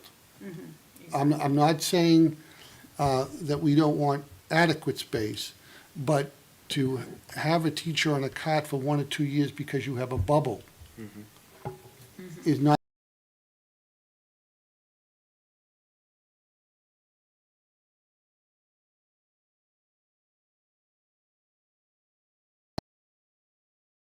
sitting idle that you're heating and you're doing all of those things with. So it's very much a situation where I want to say we're in the closely monitor phase because historically, if the economy continues to do well, I believe all these developments will come in, and I believe we will see an enrollment. If the economy was to go in the other direction historically, we have seen the opposite, you know, where companies are transferring folks out from the surrounding areas where a number of our folks work. So when we look, it's to build to where we can provide the right educational settings, and we also want to make sure that we're also looking through the lens of special education from a cost avoidance point of view. Right now, for us to place a residential student in an out-of-district placement, with everything that would be included, would be somewhere between $500,000 and $600,000 for that one student annually, Yeah. you know? I firmly believe that good programming in-house with appropriate spaces is the best thing for the student. So that's, as we go through this process, we want to make sure we continue to look at that because you're placing a young child on a school bus for 45 minutes to an hour to go to a different site is not what I think is in potentially the best interest. Now, at the same time, the community should know that all those decisions are made by an IEP team. So I don't get to sit there and, as superintendent and says, Dan goes and Ken stays or anything like that. It's what the team decides, and then my job and the board's job is to pay for that. And that's the volatility that I worry when we cut a fine line of the budget. In a small budget like ours, one child could really kind of tip it over. And again, so we want to look and make sure that we're also building appropriate educational spaces for small group instruction for students who will be coming into the district. In my time as an educator, the other big thing that is changing, we have seen the such an advancement of medicine. And as a result of those advancements, we're seeing children survive at birth that may not have 10, 15 years ago. And those children are coming to school with different requirements than we've ever seen. You know, feeding tubes, required nurses, and they're entitled to all those services. And I know not everybody necessarily agrees with that, but that's the law. I just personally happen to agree with that. But, yeah, but we're restricted. So we have some medically fragile children that we're very fortunate that we have a nurse in every single building. Because if we didn't, or if I had a child that needed one, I would have to contract out that wouldn't be in that budget we talked about. So that's the other worry for me, is if a cost comes up, I have to make a recommendation to this board who has to make a difficult decision, but that's going to come from somewhere, you know? And it may negatively impact regular ed, but special ed is governed by the law, regular ed has more flexibility. So, so when I go over to meet with Michelle on Friday, I'm gonna go through these two buildings. And then if there is somebody else interested in working with Colleen, I'd like to kind of connect with Colleen and that person, kind of formulate our plan for the written document to submit to the CIP committee. And then I'm doing the same thing with the middle school and the high school plan. Does anyone have any interest in that? I'm happy to volunteer. Tracy? Awesome. I was hoping you were gonna say that. Tracy and I have talked a little bit. I referred her to the September meeting, and I think that'll be a very strong committee, and I like the fact that they're just different years, so that, you know, if Colleen chooses to move on, Tracy moves over, we welcome a new board member into that, so there's always that continuity of the CIP plan. So I know the CIP conversation was around the request from the recent request from the planning board. But it's also, I think, important just for the town, even the select board and stuff. And a very good example was the DPW building a few years ago. That bond was overwhelmingly approved by the community, and we proceeded with the building, and the following year, we had the warrant for this project, the RMMS project, which we scaled that back, and had the select board been aware and the town been aware, you know, would that decision have been slightly different, right? And there was just, I was aware of this project because I was on a committee, but the community at whole wasn't, because it wasn't like on a CIP or anything that was published. So yes, there's definitely a growth management component to this that needs that connection, but there's also just the transparency, like what is coming down the pike, right, for residents to understand. They may have chosen to do more improvements at RMMS and CSCA, and yes, it's successive years, so it's kind of hard to predict the future. But there may have been a different outcome, or different prioritization. You know, the select board working with the school board could have been like, well, we need a DPW building, but oh yes, we got significant issues at the school. And it could have been a conversation, right? Maybe the town would have deferred a year. I don't know, right? But if that conversation's not there and that awareness, And I think also, like, in addition to that foresight, it also allows us as a town to sort of offset some of those costs from taxpayers by collecting it from developers as impact fees, you know? And so Yep.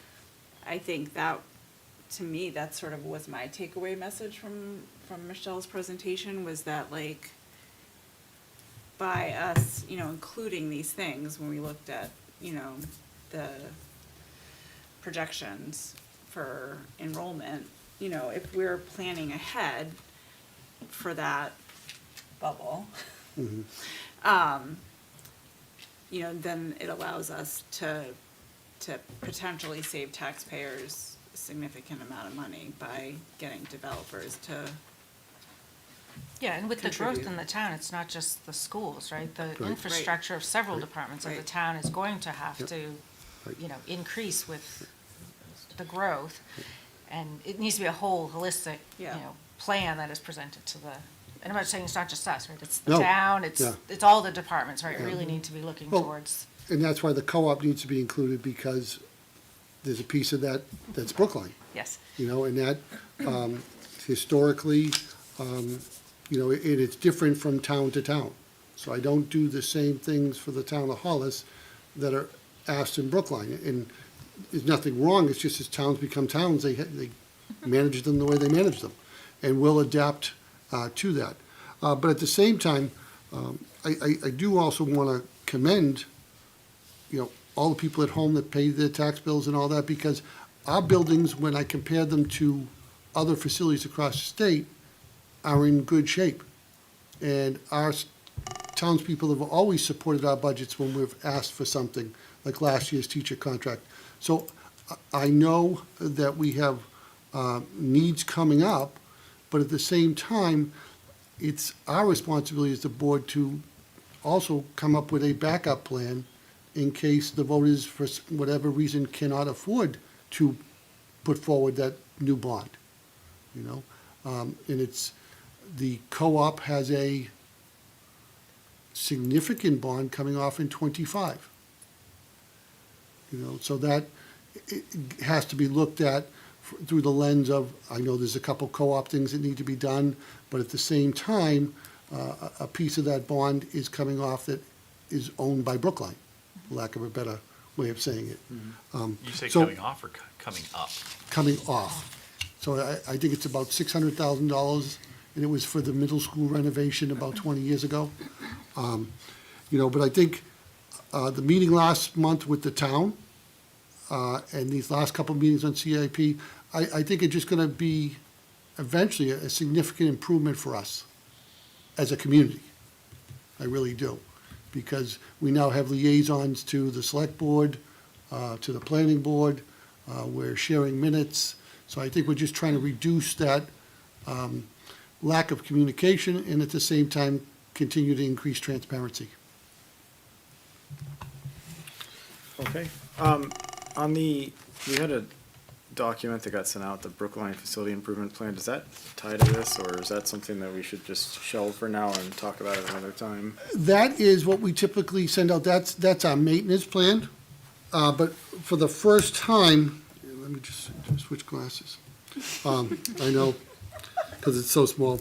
If you look at 2027, we have an $800,000 item in there. We didn't typically put those in because those would have been a separate warrant article done through the school board.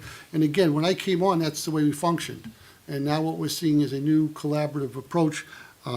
So that's basically the pieces. If you look at 2027, there's some significant boiler and those type of works. The others would be our traditional maintenance pieces. So when you combine the plans that I provided to you, working with Michelle on the CIP, which I'll bring back to Colleen and Tracy, and then our new format of putting our large items in there and eventually, you know, identifying, like it's a boiler replacement at that school. If it's a classroom addition, it's gonna say, you know, $2 million, because that's really what the CIP plan is looking for. Yep. And then they're looking for this type of backup so that they know it's a well-developed plan and not just, oh, we need something.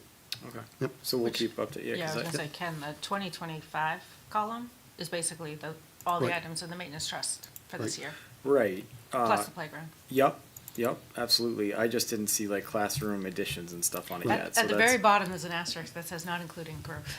Yeah, my page got all weird at the end, so I lost after 2027.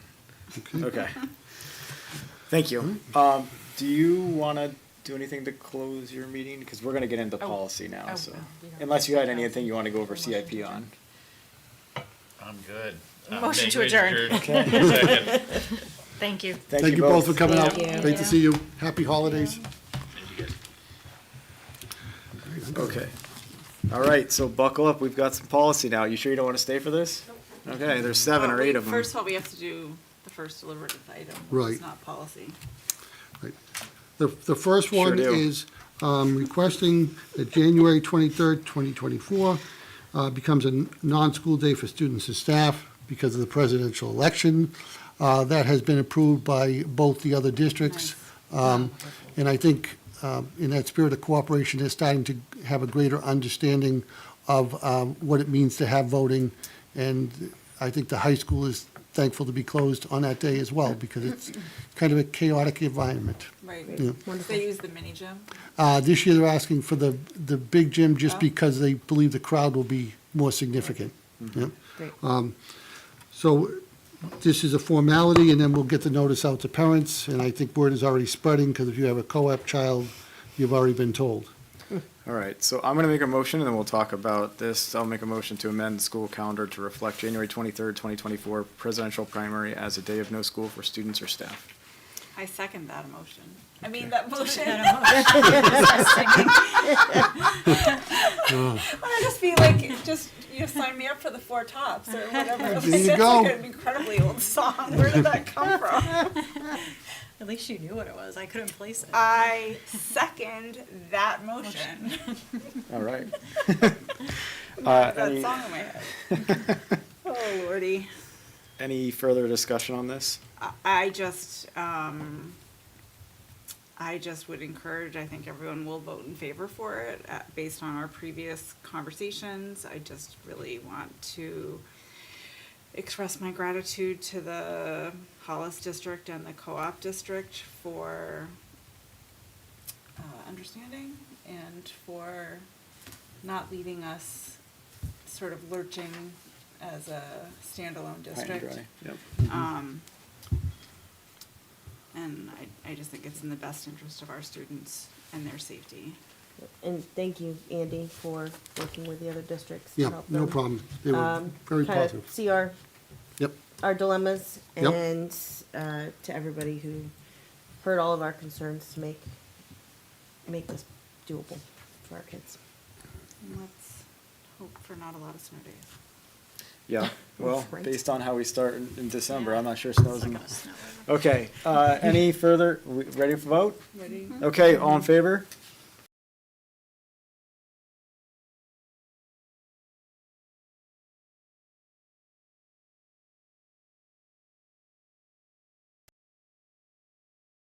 Catching that for me. All right. I'm gonna make a motion for him, and then does that sound good? Okay, so make a motion to accept the third reading and adopt policy EHB, data records retention. I can second that. Okay, awesome. Yeah, we did not make any changes to this at the policy meeting. The policy committee met on December 11th, and we did not make any changes. This is EHP, correct? Correct. Yeah, it's just the third and adopt. Yep. Yeah. We're just trying to mirror the co-op. Okay. Yep. All right, all's in favor then on this one?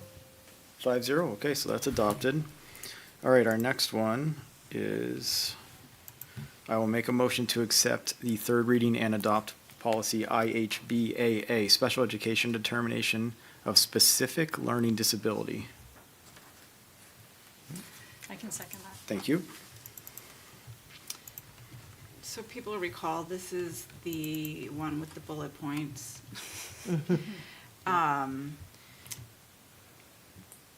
That nobody really liked. But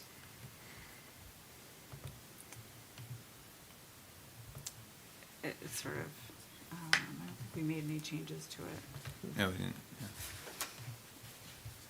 Yeah, this one looks like it's a third and adopt too. Yeah, we already talked about it. Nope. Okay. All in favor? 5-0, thanks. Okay, our next one, I will make a motion to accept the second reading, waive the third, and adopt policy EHAB, data governance and security. I'll second that. Again, there were no new changes to this one. I think the only change that we made was perhaps adding the related policies to the header of the document. And then adding them also in the body under I. I appreciate that they're linked, and you don't have to go Yeah. look them up, you can just, Right. I noticed that when I was That's, reading them. that's the only change that we made was this, was making the sure that they linkage. correlate to the other ones. I appreciate that.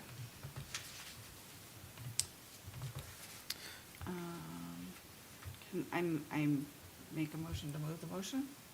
Vote? or- Let's vote, all in favor? 5-0.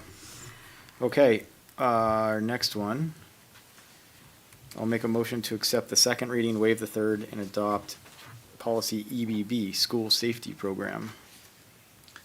I'll second that. Thank you. Again, this is a requirement from the state, and we did not make any changes to this as well.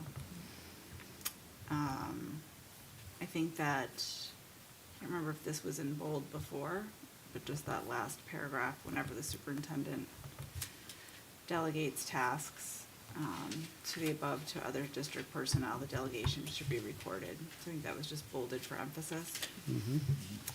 But there were no changes. So we would like to move and accept, waive the third reading. Okay, all in favor? 5-0, very good. All right, next one, I'll make a motion to amend policy IHBA, Programs for Pupils with Disabilities, in its entirety by replacing it with the copy provided with the agenda and accept the second reading as amended. I'll second that. Wait, which one? This is IHBA, correct? Correct. Yeah. This is Programs for Pupils with Disabilities. Yeah, so for, can Yeah, please. so for this one, we're looking for a second reading and adopt. The only thing we did do in change is, I believe Colleen had shared, we were missing public. I think that's just IHBA. I think that's not, This is IHBA, right? Mhm. oh, okay. So IHBA, we put FAPE in, Mhm. but we were missing public, so now it does read free appropriate public education, and then throughout the rest of the document, we have FAPE, so that it's referenced that way. It was just missing public last time. That's the only change we made. Yeah. That looked better, Colleen, I think that was. Yeah, no, the FAPE looks good. Okay. And I think we The added. And then we also added accommodations, No. it was Just an a underline. second, Yeah. come back, yeah. So Andy and I were just the motion I noted was not an adopt, it was a second reading only. If we feel strongly about moving it, we can, but this would be, I guess I'm open to whatever the team wants to do here. Right now, it would be a third reading in January. Can we do the third reading in Sure, January? yeah, we can I do have a that. couple I had notes questions. down that we were Yeah, looking to that's fine. adopt it, but we can certainly do a third. Yeah, absolutely, just a Okay. quick Yep. couple of questions. Okay, so the motion will stay as it was read then. I seconded it, so. Yeah, so it's all good. Oh, Yep. good. Can you let me know what those? Yeah, and I think she'd be easily able to answer this, but it's referencing section 504, need or are believed to need special instruction, accommodations and/or related services. And those are usually what are in an IEP, whereas section 504 is usually accommodations. But I think what I'm hearing is this is all taken from RSAs. So if that's what the RSA says, I guess Yeah. that's what it says. So I just want to clarify that with her. Was this taken directly from an RSA? Do the other districts have the same language? We'll get clarification and bring that back. Yep. So it's just that last paragraph. Yeah, the Okay. one, actually, it's not the last one. It's the one right third. above the bullet points, right? Yeah, right above. Okay, because then it accommodations. references it again below, that's why. does, Yeah. Okay, so you're right. we'll check on that. Okay, Mhm. I'm sure it's fine, but. And I just had a question, I don't know, this might be my not knowing about it, but in the last paragraph, it says, and shall continue until the student ages out of the Brookline School District or until the child's IEP. Do we need ages in there, or do we, is that just universally known that, ages out is 18 or until? No, because it's the Brookline Age School of District. 22, but- So Brookline School District is sixth grade.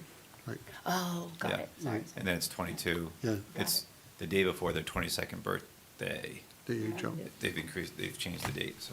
But yeah, but for the Brookline School District, Right. it's sixth Oh, grade. yeah.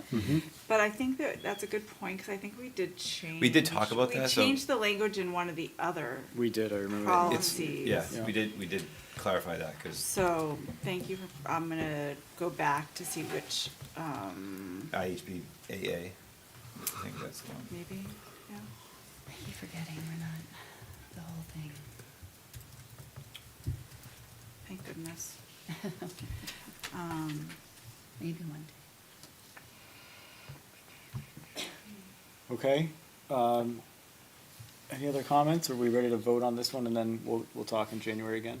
Okay. Oh, I think I have a note, Yep. sorry. Go ahead. So for IHBA, we removed the last sentence because it referenced students reaching the age of 21, which is not representative of the district, which is sixth grade. Okay. Does that Makes clarify sense. it? Yeah, I think that's what we had talked Okay. about, yeah. All right. Okay, all in favor?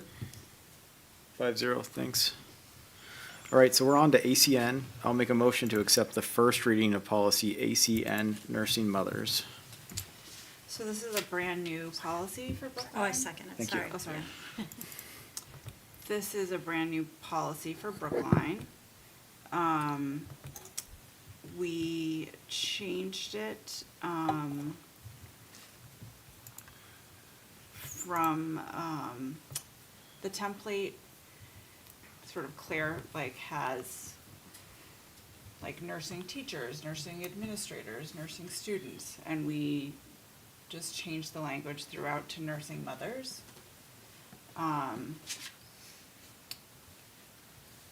We don't anticipate there to be any nursing students in Brookline School District, but so just to be more broad. And we also, We talked a lot about nursing mothers will, that section, right, so those they, items. Provide their own supplies. provide their own supplies, because there's also language in the template about, you know, whether the district would provide, like, you know, some organizations, corporate healthcare organizations specifically, like, provide, like, pumps that people bring their, like, own equipment for. This is, you know, we would not be providing that. But we would provide, like, adequate space and hand washing facilities, et cetera. So first reading. First Yep. reading. Can I ask a question? Just, it says, under D, right, suitable private areas, other than a bathroom, obviously. What would be suitable here? Are we talking a closet? So- Like, what would be, like, if you had where would you set up for Yeah, a teacher? so that's a great question. So we've had this plenty of times in the past. We would find an office space, Okay, and we would cover the window. The staff member could lock the door, would have it for privacy. okay. Mostly office spaces. We wouldn't put them in a closet. I would like to put We don't even have any specifically- closets left, right? But, I We want have to to store the specifically voting put that in machines in here. What's that? I want to specifically call that out in here, not a Okay. bathroom or a closet. Okay. I specifically do want to call that out. Not that I think that we would do that, but I know space is tight. sure. And I would just like to extend that courtesy in writing. We if- can If the add board's that. okay with that. And just so you know, HR comes to the building and determines the space. So it's kind of an independent person, and then everybody else has to work around that. Do we Just- want to include that in here Yeah, I as think well that would then? be strong I would language. like to call that out. It That's just- fine, I mean, There's a but that's- lot of stress for, especially if it's a first-time mother. Oh, yes. Personally, I was in that situation, and I was in a dirty closet for 6 months in the school, not this district, trying to nurse, and it was. I just would like to make sure that Yep. Yeah. they I think- know, even in writing, like, because you prepare as a new mom, you start Yeah. reading all these things, and like that just gives you that little peace of mind that like. Yeah, even I think though we we're could say wonderful something today like, at school, I let's think, call it I think out. that's a great piece of feedback. I think we could say something along the lines of, the space will be coordinated with HR, Yeah. the administration, and the employee, right? So that All agreeable. it's agreeable, Okay. something like that. I would like to call that out, That's just, fine. just to Okay. give them that Yep. peace of mind. Perfect. Yep. Awesome, thank you. That's good. Okay, thank you. So this is a first reading, so we'll have more opportunities as well. All in favor? 5-0. Okay. Next, I'll make a motion to accept the first reading of policy JLCJA, emergency plan for sports-related injuries. I can second that. So again, this is a new, policy, and, it really is only, I think, is it grade 6 that it only applies to? It applies to. Kelly, can I add a couple Oh, things? good, yeah. So for this one, we have to make sure that we have a sports-related injury document in our emergency operation plan, starting at grade 4 Grade 4. up through grade 12. So RMS does not include that. So CSA this past year had to create an EOP, sports-related injury, where Trish has the document posted outside her AED, which is in the gym, and then she also has a copy inside the AED compartment. And then some of the other additions that we've looked at were C2 under student medical history. And I believe, Kelly, you had brought some of these up. We should include cardiac injury diagnosis, asthma, allergies, diabetes. We're going to look at that language. We're also going to time with the athletic director at the high school so that Yeah. our sports-related injuries are consistent, across. And that's all I had for my notes. Is that? Yeah, line up I with mean, I yours? think initially, there was some concern that we would have to change like the paper forms that physicians or healthcare providers filled out. Okay, yeah. But my reading of this and looking at the RSA and the sample, sample policy is that this is medical history, so, I think that Gina was going to speak with, With Brian. Mr. Bumpus at the high school, who's the AD for the district, about getting these health history points that are in C2 specifically enumerated in like the family ID or the Parent portal. parent portal. Yeah. So parents can just specifically say yes or no, whether there's a history of cervical injury or, but that's more procedure and not policy, so I think the policy as it stands is pretty straightforward. So is this similar to what we used at the high school then and the middle school too then? I would assume we're Yeah, just keeping it consistent, right? It's a little Okay. different because we don't have as many sports, Correct. but Okay. it's got the same outline. The same, Right. Yep. yeah, got it, intent. Yep. So just a quick question, for activities that happen here at RMMS, like field day and things like that, what would those fall under if it's not a sports-related injury? Like for, it's getting really hot and kids, can get it. There was something that talked about not The not red globe hypothermia, temperature? the other Yeah. one. Yeah. Heat exhaustion. Heat exhaustion. So we usually plan for those way ahead of time, and that's a great question. For field day, we've adjusted our day so that part of the day is we build in blocks of time so that students come inside, hydrate, get into a cooler area, and then instead of going the full day, we've done partial days to work around that. So that we've planned ahead for that, and we have the nurse on hand as well. And any injury goes to the nurse, and then it goes to HR. Yep.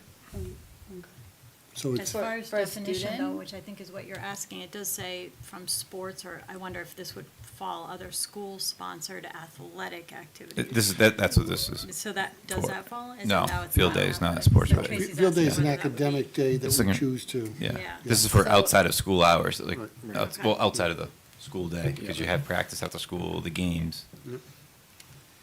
So we list the employees and school nurse in each school who are trained in first aid, or, Mhm. that's what I'm having trouble, and I apologize, I didn't get to read this one ahead. Like, so these are only for after-school events. Mhm. And it lists the nurse and the employees who are trained in first aid and resuscitation, but they wouldn't be there If they're doing the activity. if they're Yeah. doing the Yeah. activity. But we typically are not going to run an activity, like we don't have a field trip. If a child on a field trip needs a nurse, is a nurse going on the field trip? Yes, So that's part of the planning Yeah. piece. Okay. So this is no And every different. staff member has So to be. if I was going to have, let's say, a running club after school, Yeah, I'm going to have somebody with first aid and CPR. available for them. Available, Oh. Mhm. even if I have to stipend them because Okay. of the safety piece. Yeah, and every time we go on a field trip, Be the nurse. because if Being- we have to have a teacher on every bus that's CPR certified Right. Okay, in first aid. Yep. Yep. per this new policy. And or so just this a- We've always done We've been doing that. Really? Yeah. Okay. Yep. Which leads me to a whole nother question. But this is a new RSA that specifically just addresses athletics in grades 4 through 12. Right. And so the Brookline School District didn't have it before, and so this is a new policy for us, and there are separate emergency action, health and safety policies that would address the concerns that Tracy is bringing up. Like, there's separate policies that would address that.